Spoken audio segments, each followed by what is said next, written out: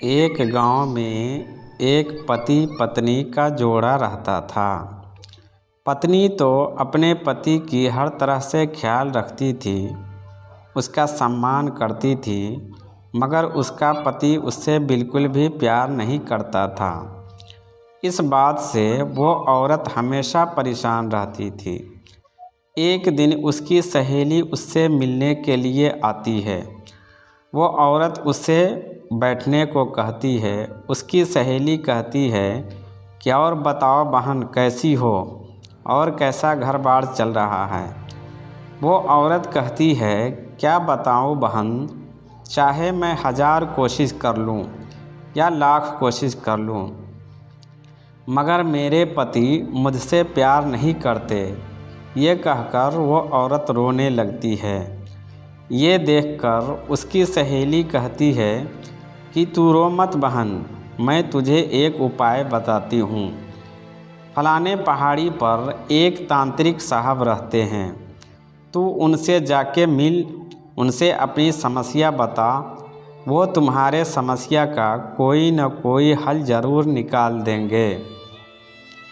ये कहकर उसकी सहेली वापस जाने के लिए कहती है कि मैं अब अपने घर जा रही हूँ। वो औरत अपने सहेली को विदा करती है और अपने घर से उस तांत्रिक साहब से मिलने के लिए निकल पड़ती है। चलते चलते जब उस तांत्रिक साहब के पास पहुंचती है, तांत्रिक साहब उसे देखकर कहते हैं, क्या हो बेटी, बैठो और बताओ कैसे आना हुआ।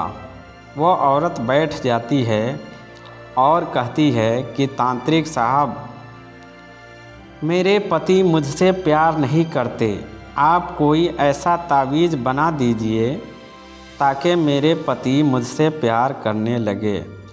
तांत्रिक साहब कहते हैं कि मैं तो तुम्हारे पति के लिए तावीज़ बना दूं, मगर जिस चीज़ से तुम्हारे पति के लिए तावीज़ बनेगा वो शेर के मूँछों की बाल है। अगर तुम मुझे शेर के मूँछों की बाल लाकर दो तो मैं तावीज़ बना दूंगा। तांत्रिक साहब की बातें सुनकर वो औरत कहती है कि मैं अपने पति के लिए कुछ भी करूंगी और मैं शेर के मूँछों की बाल ज़रूर लाकर दूंगी। तांत्रिक साहब कहते हैं, तो ठीक है, तुम शेर के मूँछों की बाल लाकर दो, मैं तुम्हारे पति के लिए तावीज़ बना दूंगा और तुम्हारे पति तुझसे प्यार करने लगेंगे।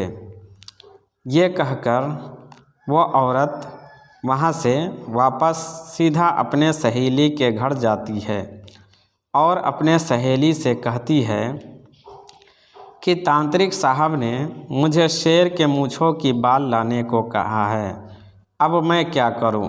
उसकी सहेली कहती है कि तू जंगल जा और जहां पर शेर रहता है वहां पर चुपके से गोश्त का एक टुकड़ा रख दे और रोज़ाना इसी तरह कर, चुपके से जा और गोश्त का टुकड़ा रख कर वापस आ जा।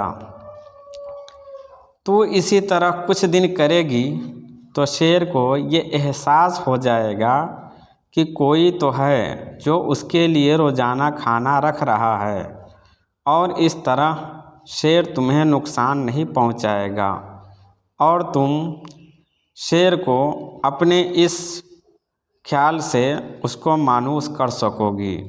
ये सुनकर वो औरत गोश्त का टुकड़ा लेकर जंगल जाती है और जहाँ पर शेर का गुफा रहता है उसके पास चुपके से गोश्त का टुकड़ा रखकर वापस आ जाती है। ये औरत जब वापस आती है तो थोड़ी देर के बाद शेर वहाँ पर आता है कहीं से घूमकर। जब वो देखता है कि गोश्त का टुकड़ा पड़ा हुआ है तो शेर उसे खाने लगता है और ये सोचने लगता है कि आखिर कौन है जो यहाँ पर गोश्त का टुकड़ा रख कर गया है।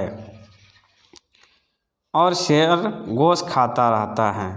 रोज़ाना वो औरत गोश्त का टुकड़ा लेकर जाती और शेर के गुफा के पास गोश्त का टुकड़ा रखकर वापस आ जाती। थोड़े दिन इसी तरह वो करती हैं। शेर जब भी आता तो गोश्त का टुकड़ा पड़ा हुआ देखता। शेर गोश्त खाता और ये सोचता कि कोई तो है जो उसके लिए गोश्त का टुकड़ा रख कर जाता है। वो औरत एक दिन जब जाती है शेर के पास तो शेर उसे देखकर मायूस हो जाता है और उसके पास बैठ जाता है। वो औरत शेर के बदन के ऊपर हाथ फेरने लगती है और अपनी ज़बान में कुछ बोलने लगती है। शेर चुपचाप सर हिलाता रहता है और वहाँ पर बैठा रहता है। वो औरत बातें करते करते शेर के मूँछों पर हाथ फेरकर उसके मूँछों की एक बाल उखाड़ लेता है और वहाँ से वापस चली आती है। शेर अपने गुफा के अंदर चला जाता है।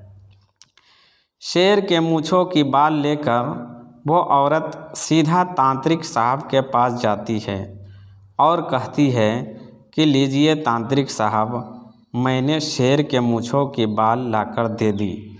आप तावीज़ बना दीजिए ताकि मेरे पति मुझसे प्यार करने लगे। तांत्रिक साहब कहते हैं कि तुमने इतने खतरनाक शेर को अपने प्यार से, अपने रवैये से, अपने ध्यान से मायूस कर लिया, तो तुम्हारा पति तो आखिर इंसान है, तुम इसे क्यों नहीं